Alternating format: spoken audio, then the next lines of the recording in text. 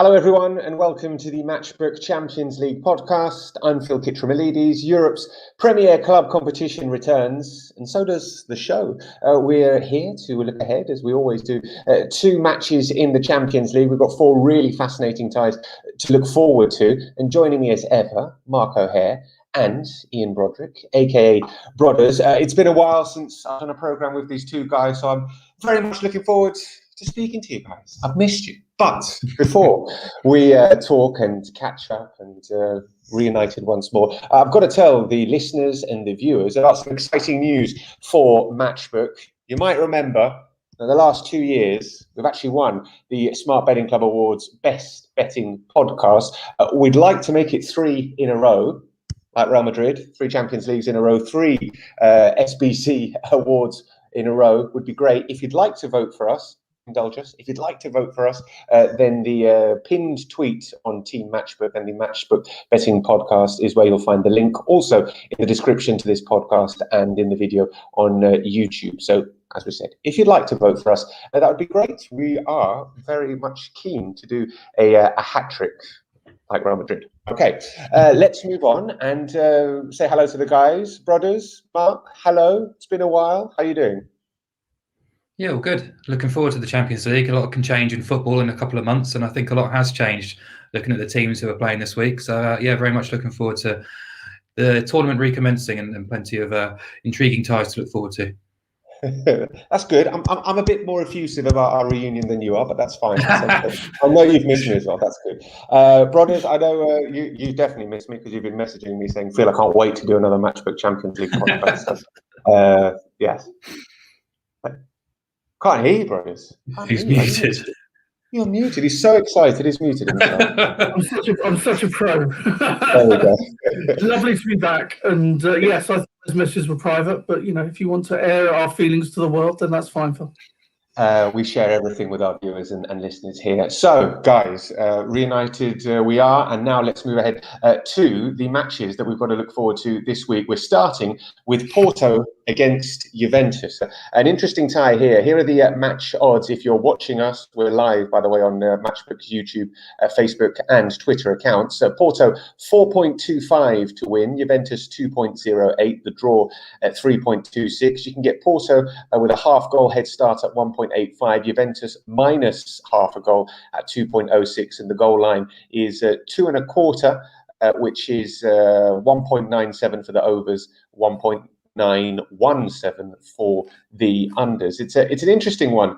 This Porto finished second behind Manchester City in their group. It was a relatively weak group with Marseille and Olympiacos. They did actually win 4 of those 6 games. They only lost at the Etihad. They managed to draw with City in Portugal. Juventus weren't supposed to win their group. They went into the final group game needing to beat Barcelona 3-0 at the Camp Nou to finish top.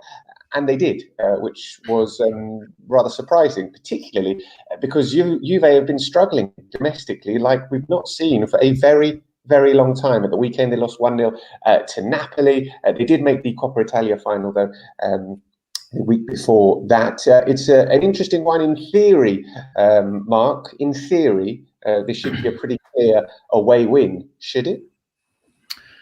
Yeah, I'm not sure it'll be clear and comfortable, but I certainly favour Juventus at the prices, put it that way.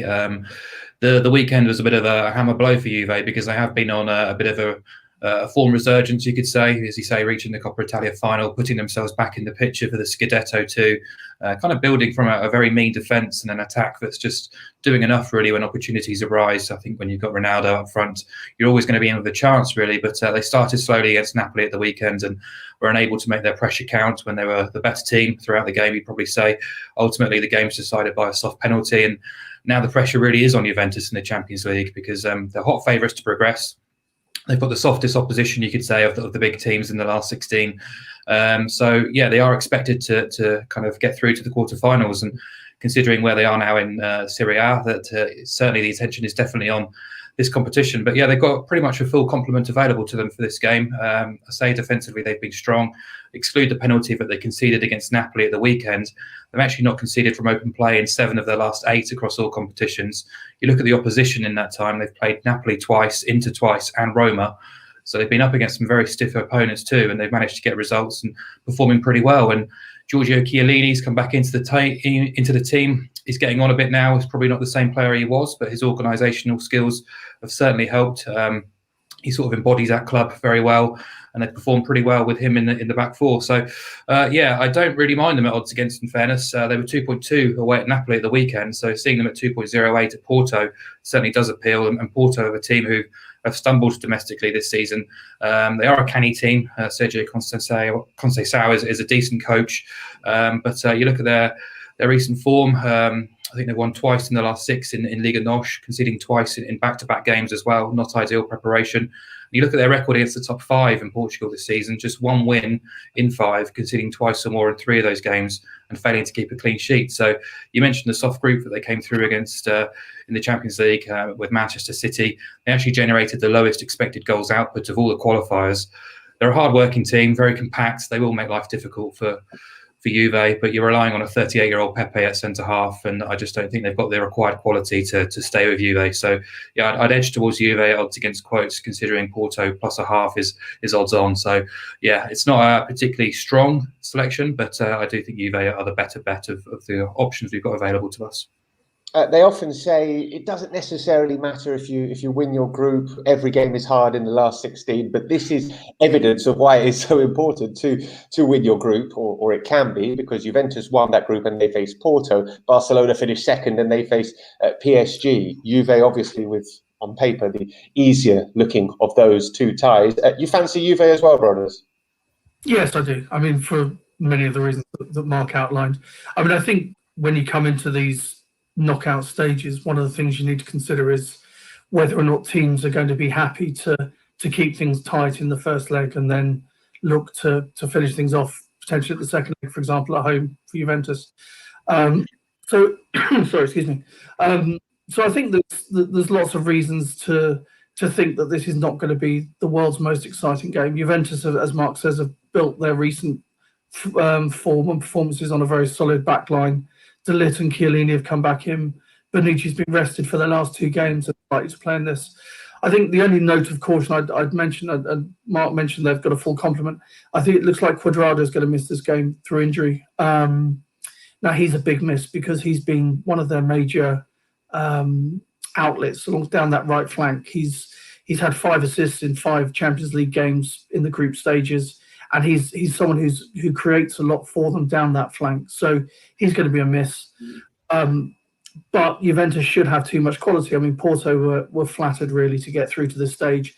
They're not a good side. I mean, the fact that they're 7 points behind Sporting, and Sporting have got a game in hand in the Primera shows where they are this season. They're not the Porto that we've come to expect in recent seasons. So they drew with Man City. They drew with Man City in Portugal. Yeah, but that was a dead rubber, obviously. And I mean, Man City weren't remotely interested in that game. And you could look at the fact that Porto haven't conceded in their last 5 group games, but it doesn't mean that they're a decent defensive side. They were just taking up. They took the lead at the Etihad. And how did that finish? They lost 3-1. But they did take the lead. Yeah, and that's when Man City were playing terribly as well, compared to where they are now. Look, Porto are an okay side, but they're coming up against, one of the European top sides here in Juventus. I know Juve haven't necessarily been the Juventus we've seen of old, but you'd have to imagine that Cristiano playing Portuguese opposition is going to want to put on a bit of a show. He always loves to rise to that sort of occasion. And to an extent, the Portuguese players in the Porto side may even have a little bit of sort of deference and a little bit of, fear in them because he's an absolute, he's godlike in Portugal, isn't he? He's and rightly so. He's a, one of the world's greatest players. So, for me, I think Juventus at odds against is very fair. It wouldn't surprise me if it was a sort of scrappy old 1-0 or 2-0 or something, and Ronaldo scores both. And Juventus just go on and qualify quite comfortably. But it's not one to get too heavily involved in, I wouldn't say. Okay, but Juve at odds against looking pretty tempting in Portugal. Let's move on and talk about another interesting looking tie, Sevilla against Borussia Dortmund. You can get Sevilla at 2.35 to win, which for my money looks absolutely huge. Borussia Dortmund at 3.16. You can get the draw at 3.52. Sevilla with minus a quarter goal handicap at 2.04. Borussia Dortmund plus a goal head start at 1.87. And the goal line over 2.5 at 1.86. Under 2.5 at 2.03. Sevilla, for me, could be dark horses in the competition. Arguably, they're the best coach side in La Liga. They've got the second best defensive record in La Liga. They've only conceded 16 goals in 22 games. The suggestion was previously that they didn't necessarily score enough, but they've started to score now. They've got a lot of players who are in good form, noticeably their goalkeeper, Bono, who's been sensational. He's found what he's been looking for in the last few games. They've won 9 matches in a row in all competitions. They've only lost 1 defeat in 19. I am not here to give my expertise. You guys are, but surely this is a home banker. Mark. No, brothers. That's right. I mean, I wouldn't say a home banker necessarily, because obviously Dortmund have got some fabulously talented individuals. I mean, they've got such extraordinary talent in there with Haaland, Sancho, Reina. The list goes on, but with that youth comes a lot of inconsistency, and we've seen Dortmund in the last month or so certainly putting in some very below par performances, which saw Favre getting sacked. And I've watched quite a lot of Dortmund recently, and defensively they're just an absolute shambles at the moment. I mean, they're all over the place, as their draw at Hoffenheim at the weekend showed. You don't have to be playing particularly good football to break through their lines at the moment. And in Sevilla, you've got a side who are, fabulously coached. I mean, I'm a huge admirer of Lopetegui.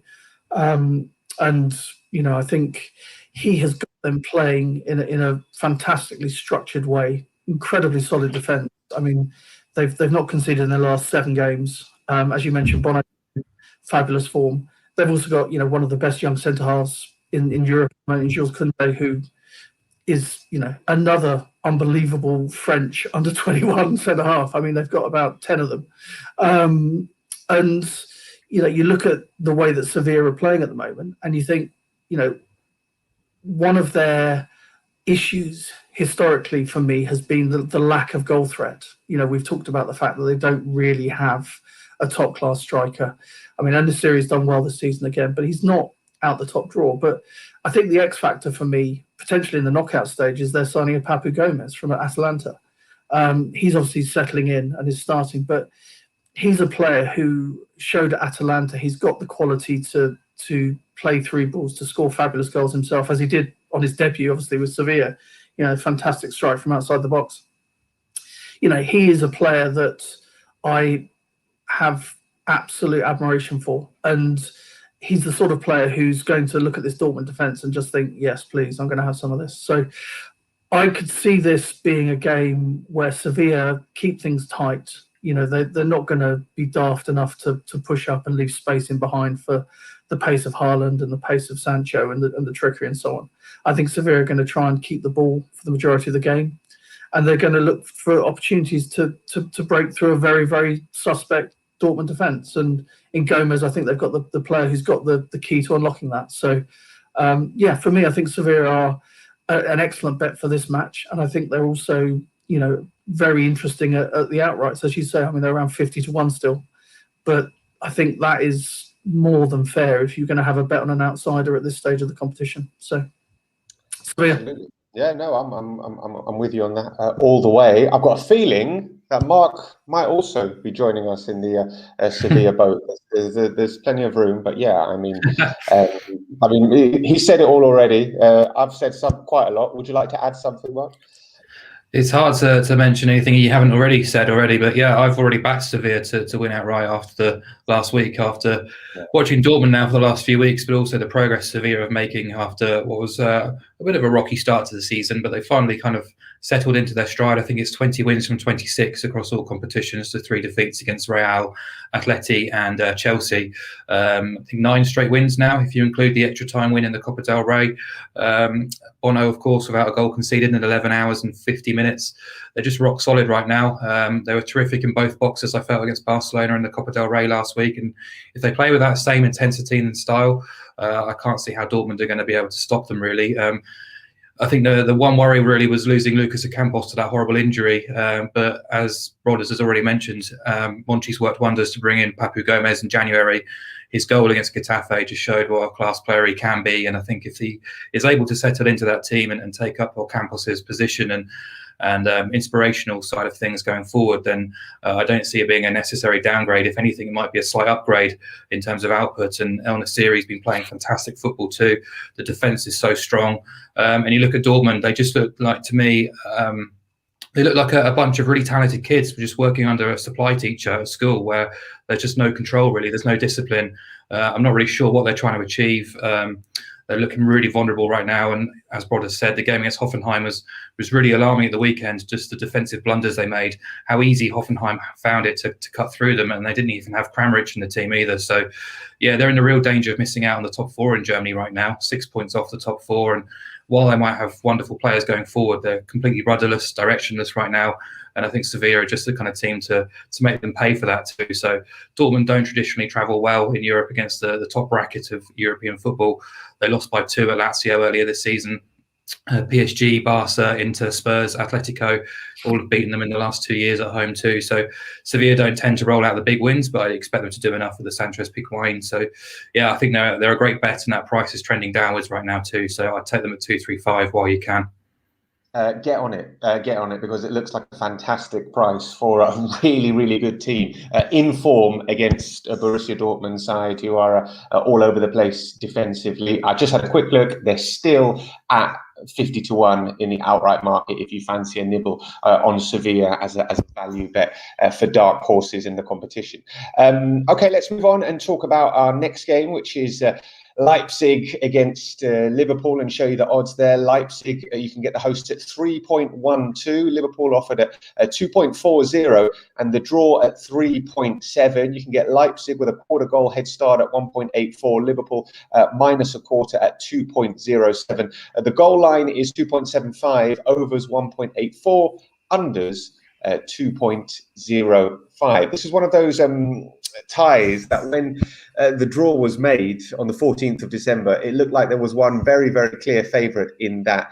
Fast forward, and Liverpool have played 14 games since the 14th of December. They've lost 6 of those, 3 in a row. It feels, Mark, a little bit different now, and it feels like Leipzig have actually got a good chance and look like relatively decent value.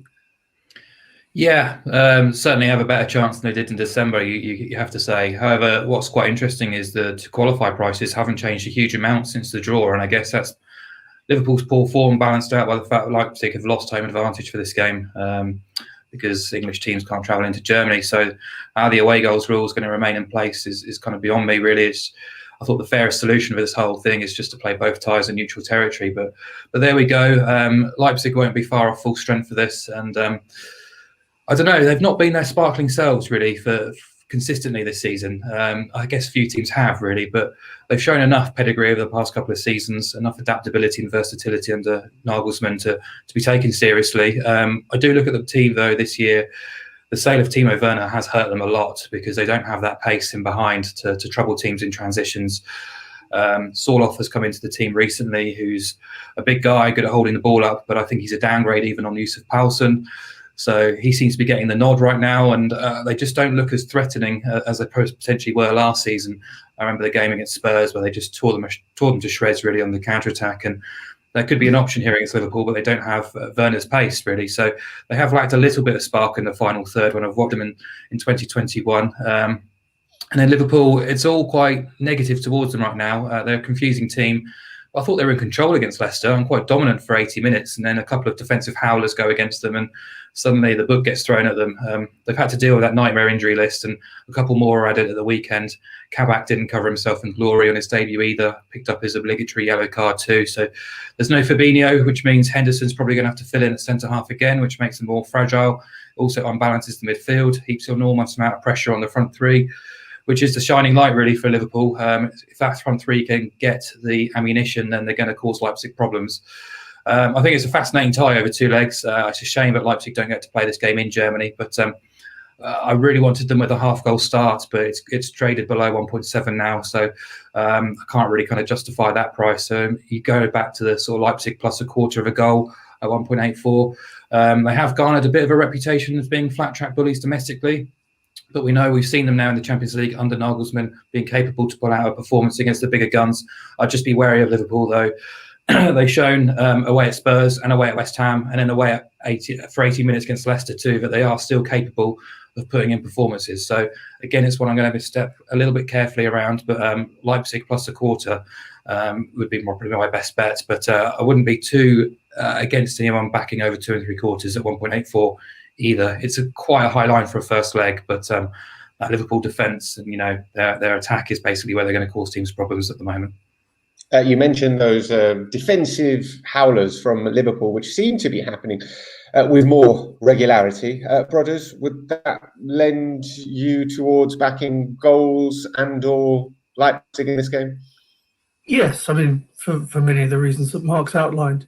I think one of the interesting sort of aspects of Liverpool's defensive issues and the fact they're having to put the likes of Henderson and Fabinho into play at centre-half is that means that their midfield is significantly downgraded. And when you come up against a team like Leipzig, I agree with Mark, I think they've been disappointed this year. One player I was particularly looking forward to seeing how he got on was Hwang Hee-chan, who they signed from Salzburg ostensibly to replace Werner. But he was hit very hard with COVID at the end of last year, struggled physically for a very long time, and it looks like Nagelsmann basically doesn't fancy him, which is a shame, because actually if you look at his performances for Salzburg against Liverpool in this competition, he was absolutely sensational. He had that pace. He gave Van Dijk a torrid time in the game at Anfield, and scored a very sort of famous goal by turning him inside out, which not many do. So I think with Leipzig, where their strength lies is actually in their runners from midfield. When you have the likes of Olmo and Sabitzer, they're going to be breaking into the box.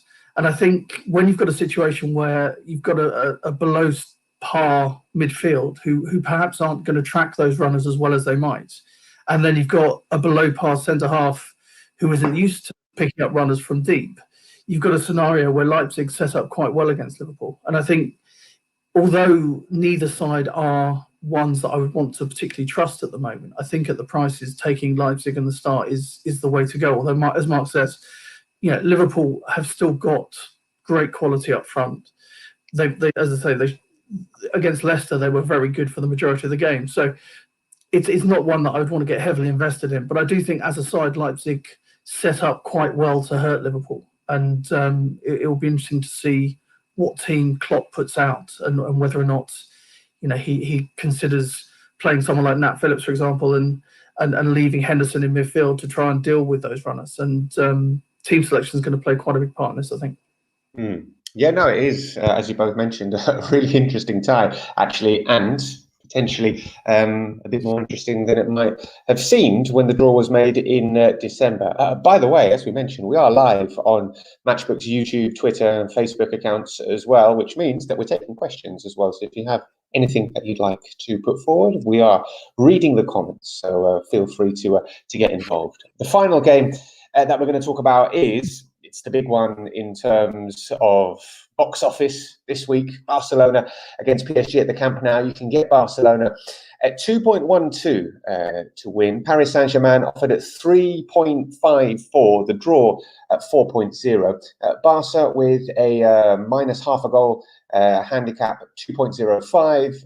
PSG with a plus half a goal head start, 1.86. The goal line is over 3 at 1.84, under 3 at 2.05, which looks relatively high for a first leg, but given the two sides' respective records, I think that goals are guaranteed in this game. This one as well, another fixture that feels a little bit different now to when the draw was made. When it was made in December, Barcelona were in disarray. I mean, they're still a little bit in disarray, certainly off the pitch, but on the pitch they've leveled things up. They've got 7 consecutive wins in La Liga. Lionel Messi is playing well. In fact, the whole front line is playing well. Ousmane Dembélé, Antoine Griezmann, Pedri as well. There is certainly a good feeling about them going forward.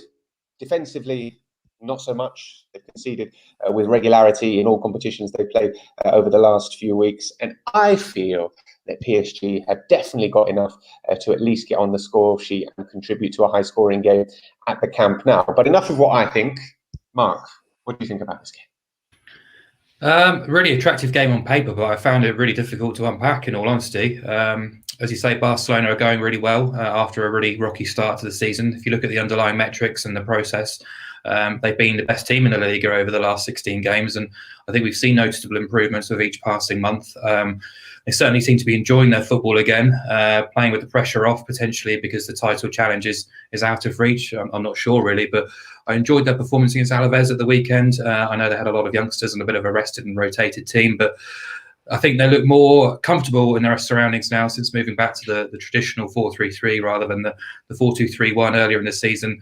Absolutely bang on about Griezmann and Messi too, being his influential best recently too. But yeah, defensively is the concern really. Piqué out, De Jong potentially having to fill in at centre half because Araujo's out as well, and Titi not really considered fully fit, and Sergio Roberto missing too.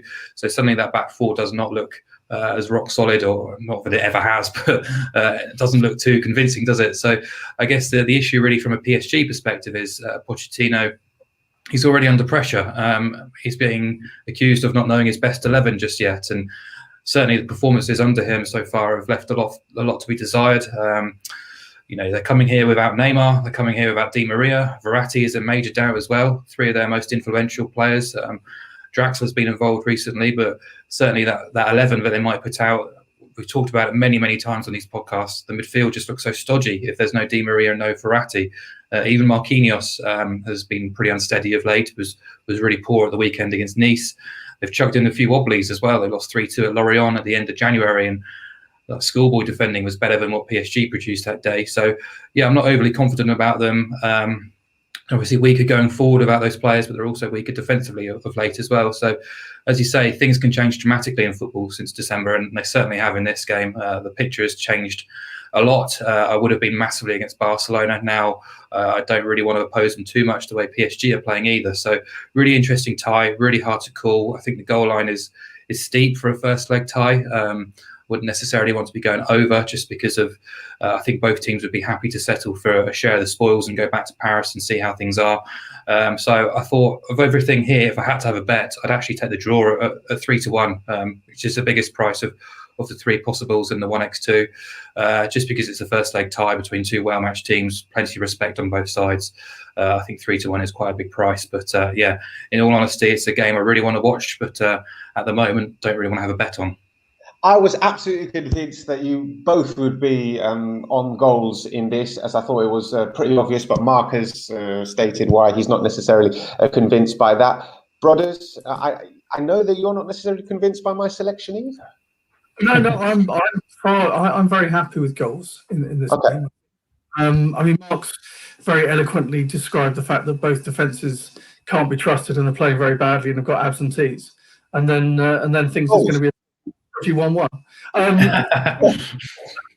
I think obviously Neymar's a massive miss for PSG. There is an expectation that he'll probably be back for the second leg.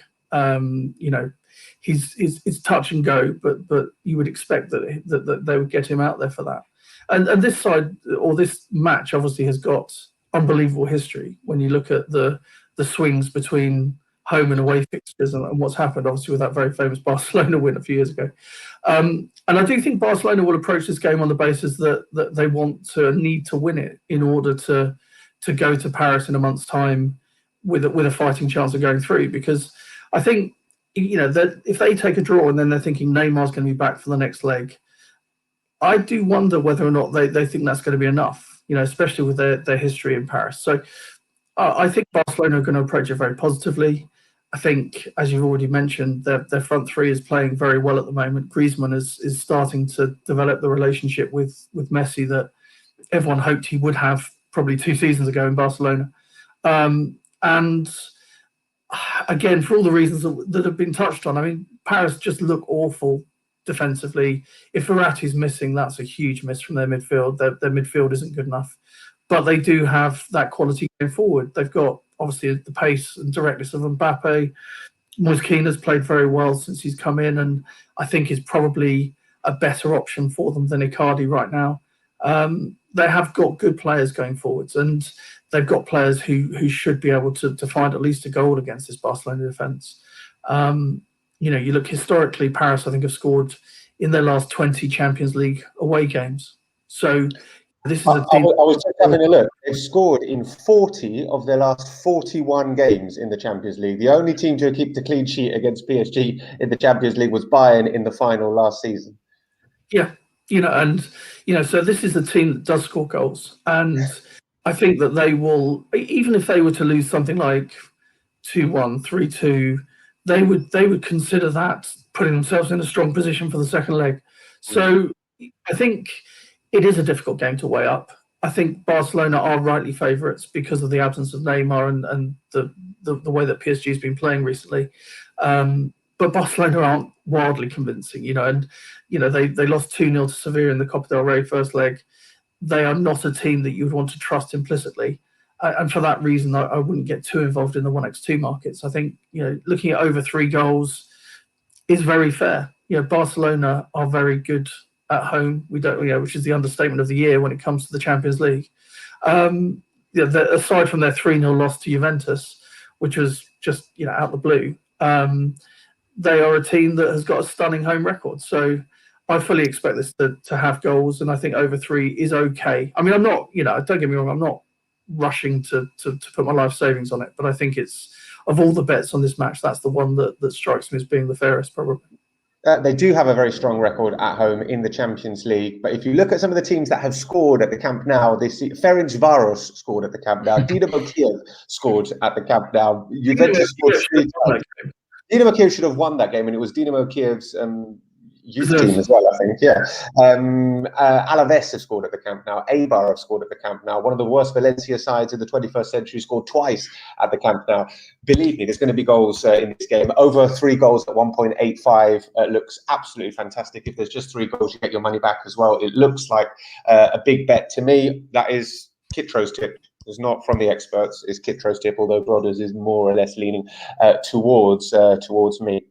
Okay, let's recap what we've got then for this week in the last 16. Our bets so far: Juventus to win in Porto, you can get them around about 2.08, which looks pretty good. Sevilla to win at 2.35 at home to Borussia Dortmund. Take Leipzig with a quarter goal head start at 1.84, and I'm saying there's going to be goals in Barca against PSG.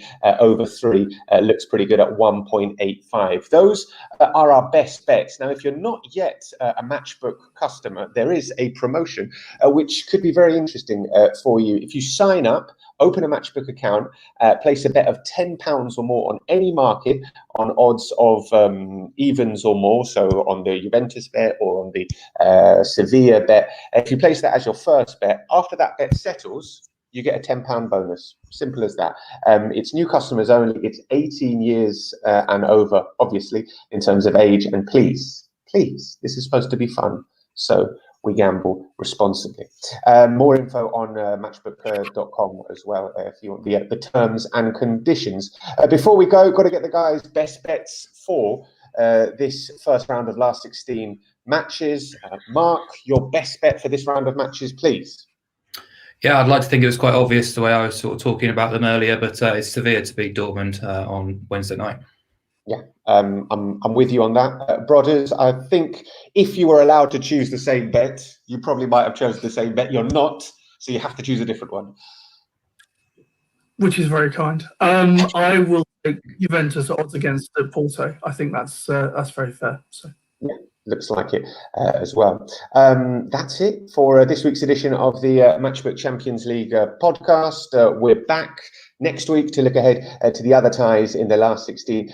They should be good, so make sure you join us then. As we said, please always gamble responsibly and subscribe to us if you haven't already. Follow us on Twitter, Facebook. We're also on YouTube as well. We'll see you next week. Adios.